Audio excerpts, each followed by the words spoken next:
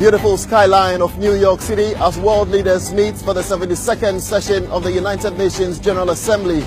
With heavy media presence from all over the world, the Communications Directorate at the Presidency in Ghana brings you the special edition as President Akufo-Addo addressed the United Nations General Assembly for the first time as President of Ghana. Hello, I'm Jefferson Saki in New York, and you're welcome to this special edition coming to you today right in front of the 39-story Secretariat building on 42nd Street and 1st Avenue in Manhattan. The mission today is to bring you details of President Akufo-Addo's participation of the 72nd United Nations General Assembly, and it starts right now.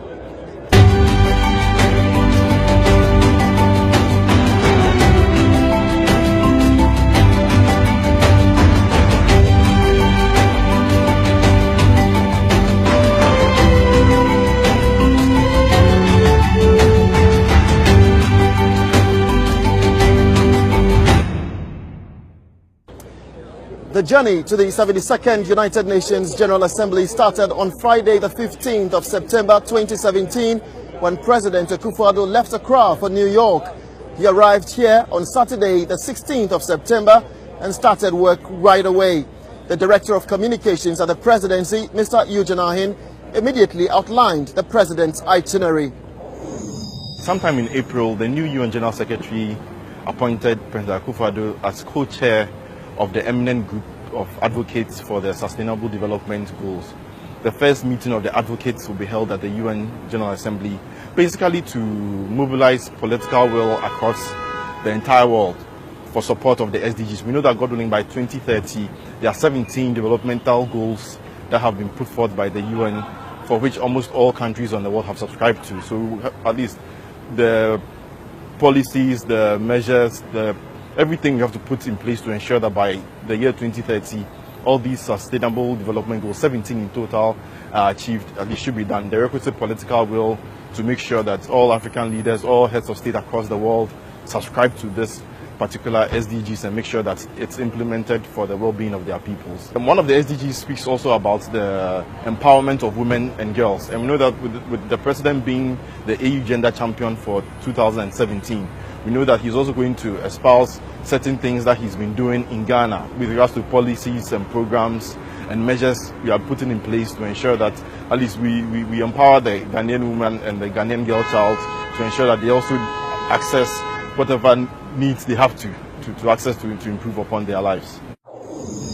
And that's the Director of Communications at the Presidency, Mr. Eugene Ahin, giving details of the President's itinerary on the first day of arrival here in New York. Well, as eminent member of the United Nations Development Goal, President Akufo-Addo held meetings with the UN Secretary General Antonio Guterres on progress made so far as the SDGs are concerned.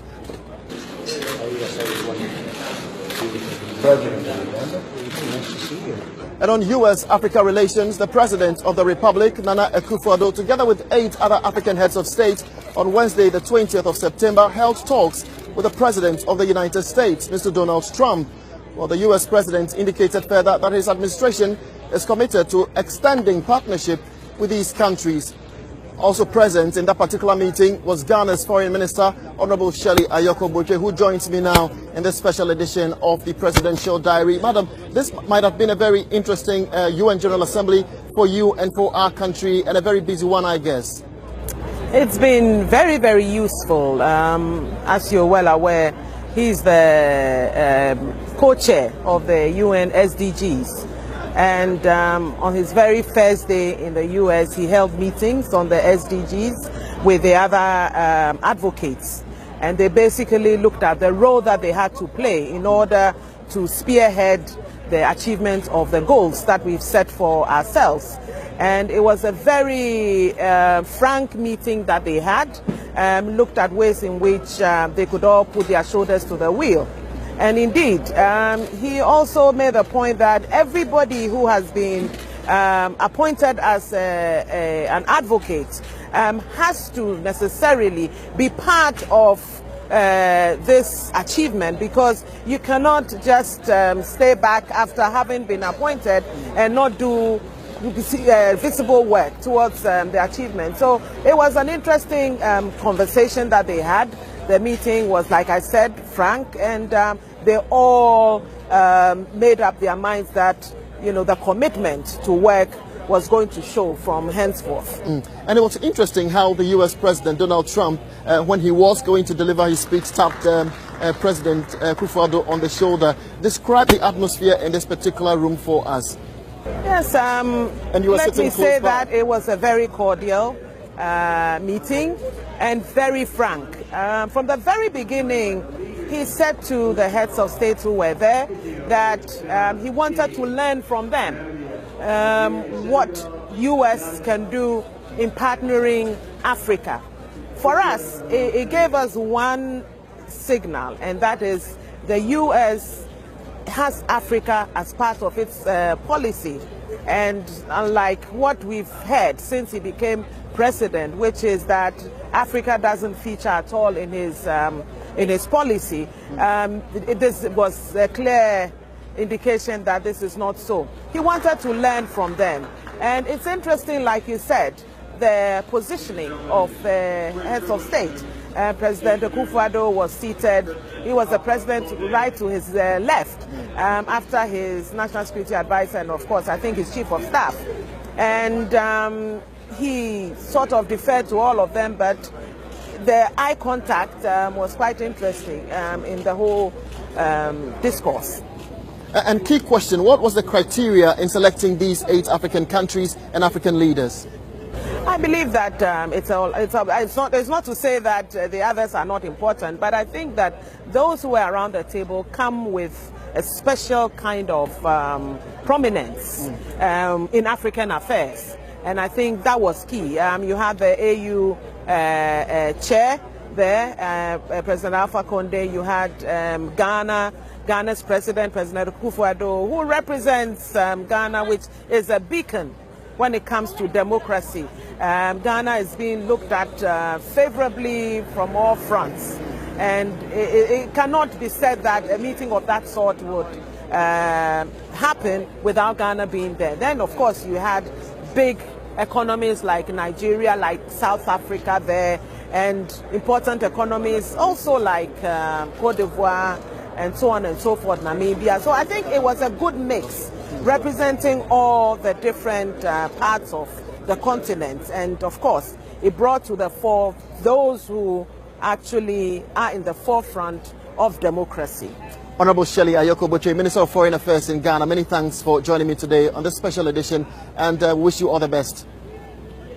On Monday, the 18th of September, the President of the Republic also delivered a keynote address at the 5th International Conference on Sustainable Development at a packed auditorium of the F Institute at Columbia University here in New York. He stated that African countries would have to change the structure of their economies from raw material dependent economies to industrialized value-added economies if they are to fully finance the implementation of the 17 UN Development Goals. Truth be told, the full implementation of the SDGs in Africa cannot be done with a mindset of dependence. This has to change, and it begins with identifying our priorities and implementing them. Our first priority must be to change the structures of the economies on the continent, which are dependent largely on the production and export of raw materials. It is this reliance on raw materials that feeds our dependence on foreign aid and subjects us to the politics of the West. We cannot be doing the same thing over and over again and expect a different result. Africa needs to transform stagnant, jobless economies built on the export of raw materials and unrefined goods to value-added economies that provide jobs, to build strong middle-class societies and lift the masses of our people out of dire poverty. There are many amongst us who cannot accept that it is only Asians who can engineer their transition from poverty to prosperity in a generation.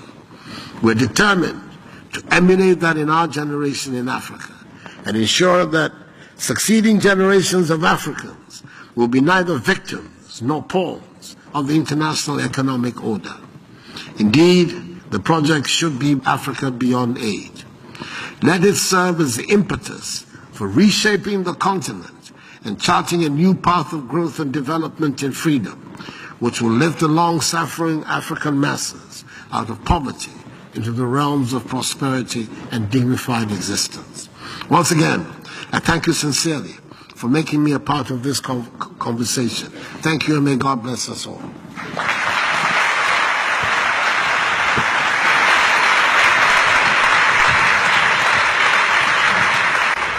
President Akufo-Addo there at the Columbia University. Present there also was the Deputy Chief of Staff, Mr. Samuel Abu Jinapor. Many thanks for your time, Mr. Jinapor. This must be your very first time at the United Nations General Assembly.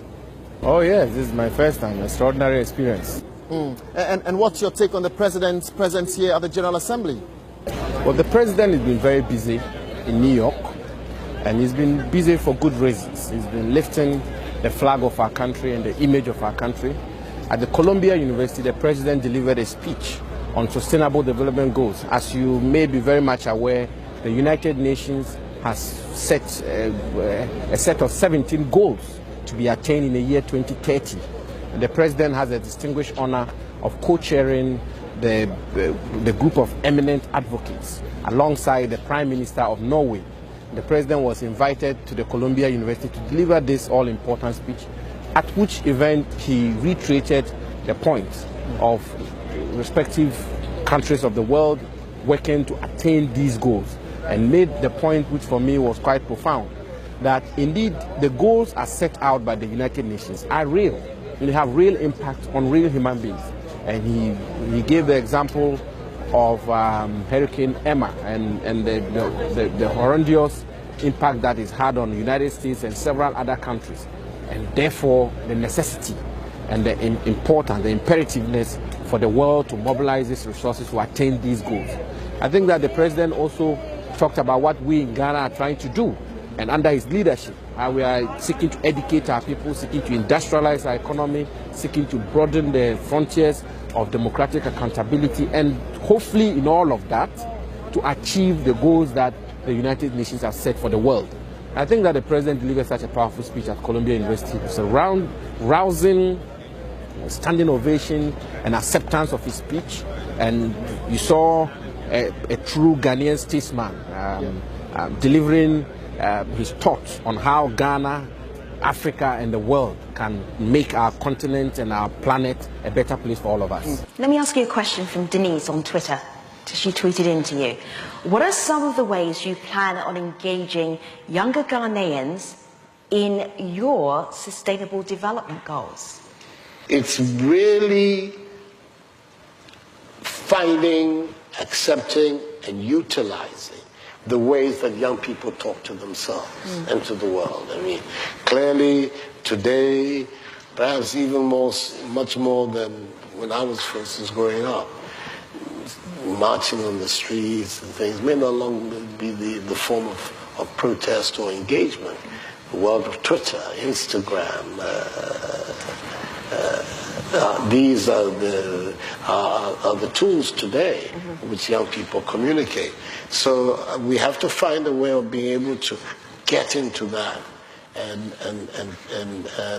use these instruments as a way of connecting and making it clear to people that, yes, it may sound as if it is a distant phenomenon. And when you talk about the Sustainable Development Goals being articulated by Antonio Guterres on the platform of the United Nations, addressing the Assembly of Heads of Governments, etc. But at the end of the day, they reflect the realities of the lives of people.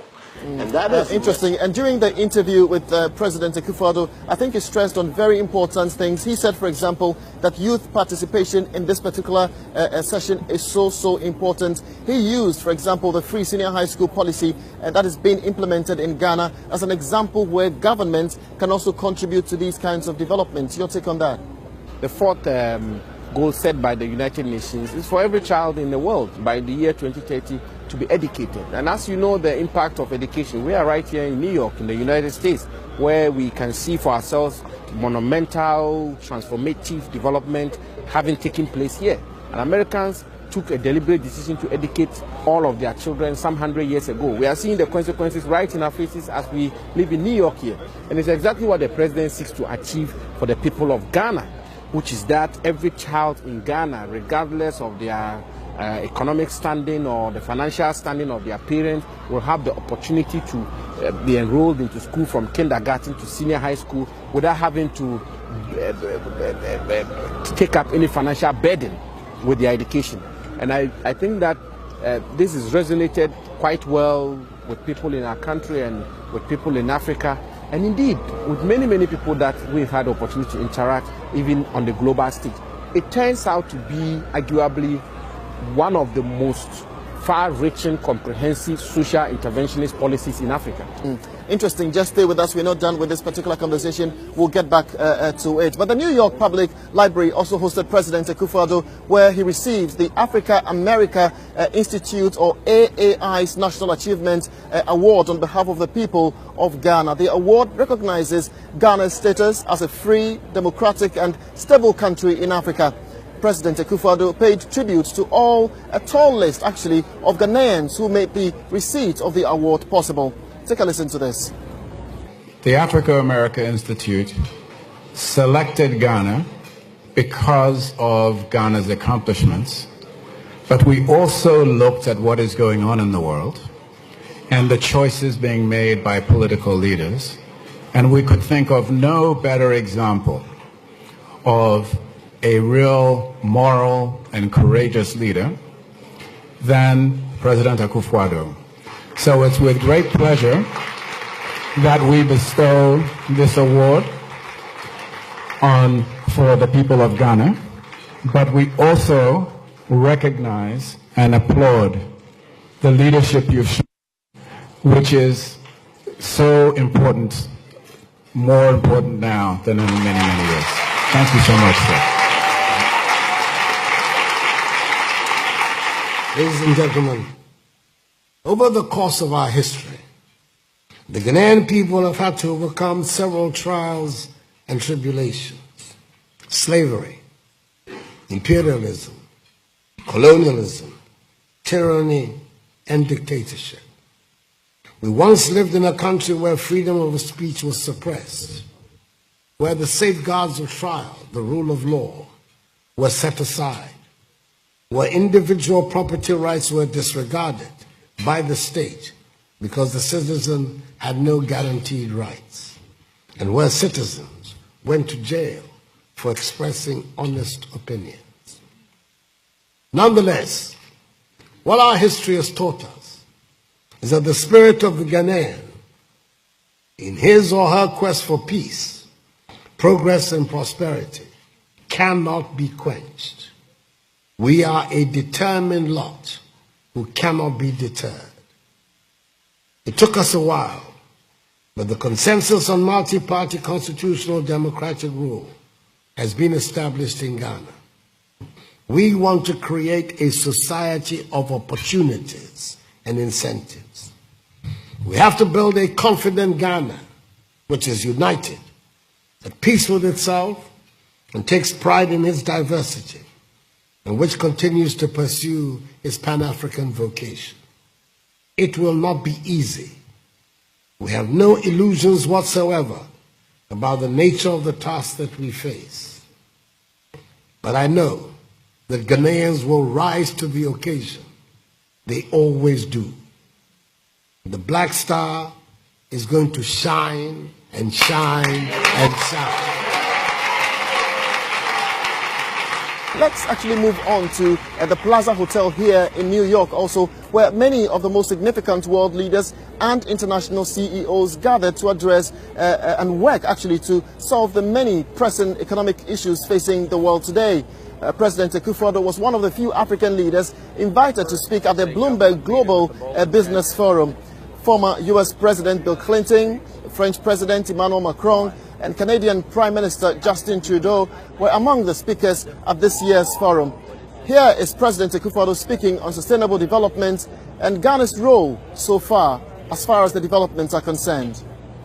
Global outcomes, if they're to succeed, means that they have to succeed in Africa. And that is for a reason that is manifest. Unfortunately, Africa, sitting on the greatest resources in the world, also has the poorest populations. so that if the goals are going to be seen to have succeeded, they will have been succeeded if they succeed in Africa. I think that the most important consideration for those of us who have been given the privilege of political leadership is to find a way of selling the goals to our populations as something that has a direct impact on their life.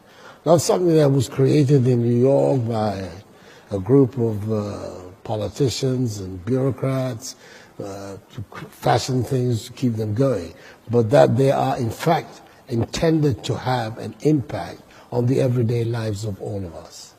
There's some, obviously, that can have directly a greater impact than others, and which are also measurable. As far as I'm concerned, the most important of them, of course, is education.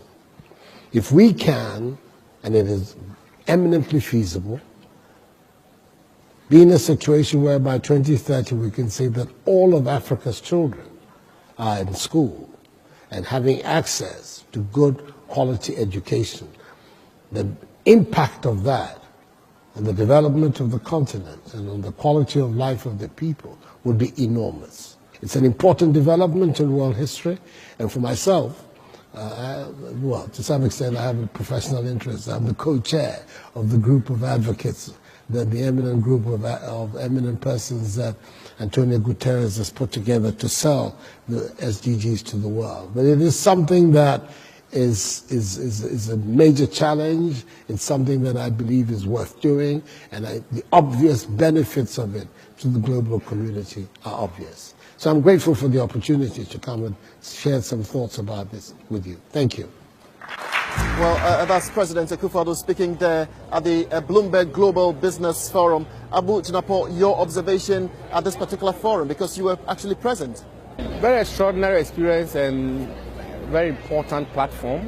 As you rightly said, President of Canada, President of Netherlands, former President of the United States, and many, many other leaders in the spheres of finance, religion, business communities and politics, public service and the rest were gathered at the Plaza Hotel for this Bloomberg Global Business Forum. And I think that it was such a remarkable platform for the President to deliver very profound observations about sustainable development goals.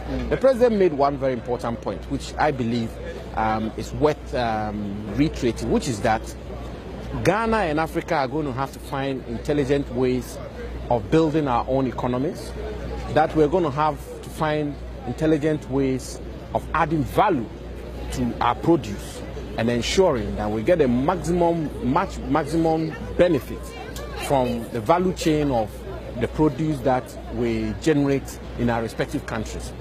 I'll give you a simple example.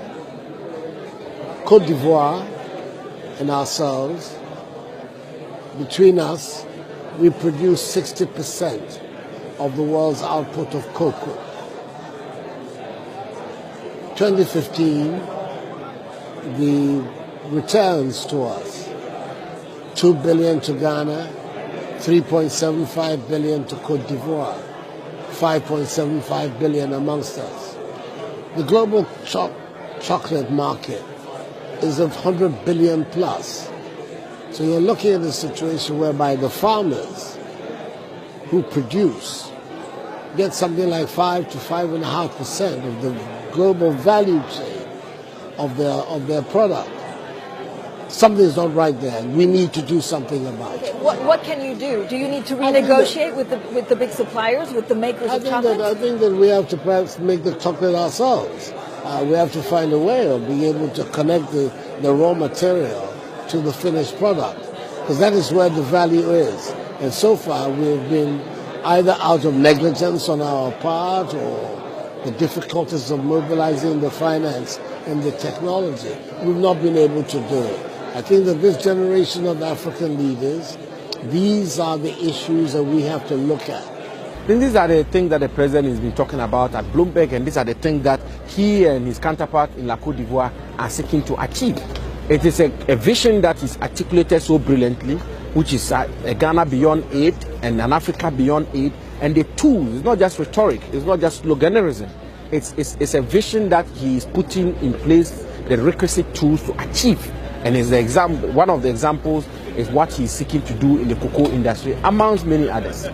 Au nom de l'Assemblée générale, j'ai l'honneur de souhaiter la bienvenue à l'Organisation des Nations Unies à son Excellence Monsieur Nana Addo Dankwa Akufo-Addo, président de la République du Ghana.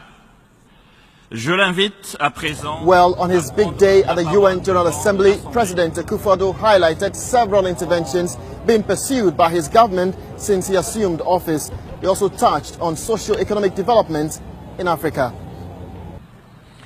Ghana was the first country in sub-Saharan Africa to gain her freedom from colonial rule.